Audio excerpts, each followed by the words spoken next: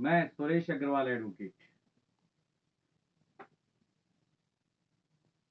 आज मैं आपको धर्म के बारे में बताता हूँ। मुझे लोग कमेंट्स कर रहे हैं कि मैं सेकुलरिज्म की ओर बढ़ गया हूँ। मुझ पर भूत प्रेत की छाया आ रही है। भूत प्रेत की छाया क्या होती है? क्या होता है भूत प्रेत? और क्या होता है धर्म? लोग कहते हैं कि मैं हिंदू धर्म के विरोध में बात कर रहा हूँ। हिंदू धर्म में विरोध में बात नहीं कर रहा हूँ। मैं खुद एक हिंदू हूँ। मैंने खुद ने आरएसएस में ओटीसी किया हुआ है। मैं खुद स्वयं सेवक संघ को मानता हूँ और वहां रहा भी। धर्म क्या कहता है? धर्म कहता है कि 4 घरों में बिना बुलाए जा सकते हो।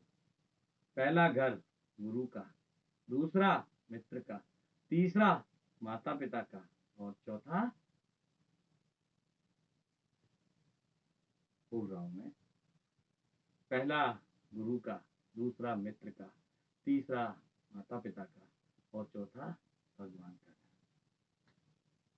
अब 4 घरों में बिना बुलाए आप जा सकते हैं। इसके अलावा किसी भी घर में जाना हो तो आपको बिना बुलाए नहीं जाना चाहिए, क्योंकि आपका सम्मान कभी नहीं होगा। ये कहता है। आज आपके बच्चे विवाद कर रहे हैं। पड़ोस वाला बच्चा आपके बच्चे से विवाद कर रहा है। आप पड़ोस के बच्चे को डांटने जाओगे? नहीं, आपको अपना बच्चा डांटना होगा, क्योंकि गलती अपने घर से सुधार करनी है। आज लोग कहते हैं हिंदू धर्म, हिंदू धर्म, हिंदू धर्म है क्या? हिंदू धर्म किसने सिखाया? हिंदू धर्म में नफरत करना? नफरत तो हिंदू धर्म नहीं सिखाता। आरएसएस ने बचपन में सिखाया संगठन में शक्ति है। कहाँ है संगठन? मुस्लिम से दुश्मनी पाले बैठे हो, सिख से दुश्मनी पाले बैठे हो, ईसाई से दुश्मनी पाले बैठे हो। कहते हो संगठन में शक्ति है। कहाँ गई शक्ति? कहाँ है संगठन? हमसे सिखाया गया जब कटुए काटे जाएंगे राम राम चिल्लाएंगे। अरे वो तो राम राम चिल्लाने के बाद भी उद्धार हो जाएगा उनका। ये सिखाया गया हिंदू धर्म में। कब कहा हिंदू धर्म में कि आप कटुओं को काटो? कौन गाली दे रहा है उनको? और क्यों दे रहे हो गाली? अरे वो तो कटने के बाद भी राम के चरणों में जाएंगे और तुम कहाँ जाओगे? नरक में। ये हिंदू धर्म है। मेरे धर्म में कमी है, मैं सुधार करूंगा। मैं बताऊंगा। अगर आज मेरे घर में गलती हो रही है तो मैं सुधार नहीं करूंगा तो कौन करेगा? वो जिन्हें मेरे धर्म के बारे में जानकारी ही नहीं। या मैं उनके घर की सफाई करने जाऊंगा, मुझे उनके धर्म की ना कमियां मालूम ना अच्छाइयां मालूम। मेरे घर वालों ने मुझे मुस्लिम से, सिख से, ईसाई से दूर रखा। आज मेरे संपर्क में जितने भी लोग आते हैं, चाहे वो मुस्लिम हो, ईसाई हो या सिख हो, सभी अच्छे हैं। इसका मतलब धर्म नफरत नहीं सिखाता। हमारे यहाँ के स्वार्थी लोग नफरत करना सिखा रहे हैं। वो सिखा रहे हैं नफरत जिनकी खुद की दुकान है, राम के नाम पर चल रही है। अरे राम का नाम क्यों बदनाम करते हो? काबिलियत पर फैट करो ना।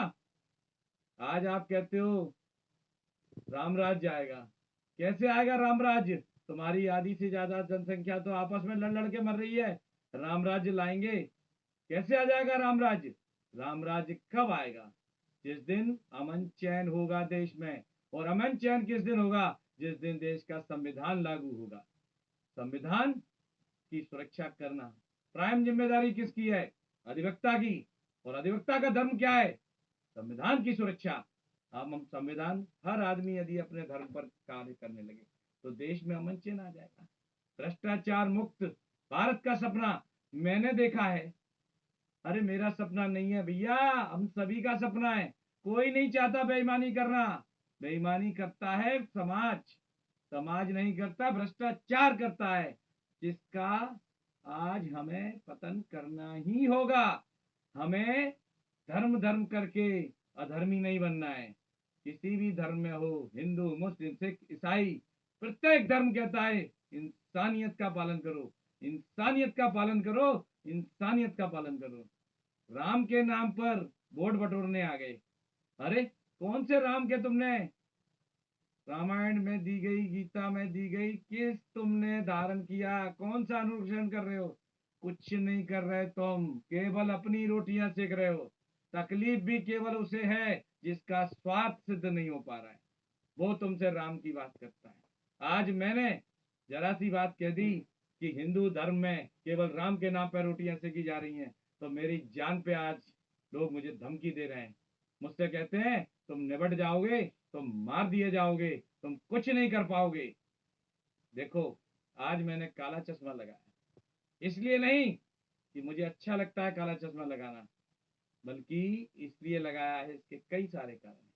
मेरी बेटियां, मेरी भांजियां, मेरी अपने कहते हैं काला चश्मा लगाकर, रोहित भाई तुम बहुत स्मार्ट लगते हो। अब उनको क्या पता कि मैं अपनी सुंदरता दिखाता नहीं हूँ, इस चश्मे के अंदर से सुंदरता देखता हूँ शहर में जाकर। मैं चाहता हूँ कि लड़कियां मैं देख लूं, वो मुझे ना देख पाए, इसलिए मैं काला चश्मा लगाए हुए हूँ। अरे यही काला चश्मा तो तुम लोगों ने लगा रखा है कि धर्म के नाम पर काला चश्मा चढ़ाया गया है तुम्हारी आंखों पर। काला चश्मा उतारो और आंखें खोलकर देखो कि वाकई में सत्यता क्या है, तुम्हारा धर्म क्या है। तुम्हारा धर्म है तुम अधिवक्ता हो, तुम्हारा पहला धर्म है संविधान की सुरक्षा करना। ना तुम हिंदू हो, ना मुस्लिम, ना सिख, ना ईसाई, सबसे पहले तुम एक इंसान हो और साथ में एक अधिवक्ता हो। तुम्हारी प्रथम जिम्मेदारी है देश के संविधान की सुरक्षा करना। तुम नहीं करोगे तो कौन करेगा? हमें करनी होगी धर्म की सुरक्षा। धर्म, अधिवक्ता का धर्म, अधिवक्ता का धर्म कहता है कि भटके हुए को रास्ते पर लाना। भटक गए हैं लोग, भटका रहे हैं लोग, वो लोग तुम्हें भड़का रहे हैं ये कहकर कि तुम राम जन्मभूमि का निर्माण करना है। अरे अगर राम जन्मभूमि का निर्माण करने आए थे, मंदिर तो बन गया, कर दो सीट खाली, चले जाओ बन को। लेकिन तुम नहीं जा पाओगे, क्योंकि तुम्हारे अंदर लालसा आ चुकी है। किस बात की लालसा? राजगद्दी। राजगद्दी, राज चलाएंगे। तो हमने कब रोका है? राज चलाओ, चलाओ ना, संविधान का पालन करते हुए चलाओ, नियम का पालन करो। अगर नहीं करोगे तो अधिवक्ता तुम्हें छोड़ेंगे नहीं, क्योंकि अधिवक्ता जानता है कि क्या गलत हो रहा है।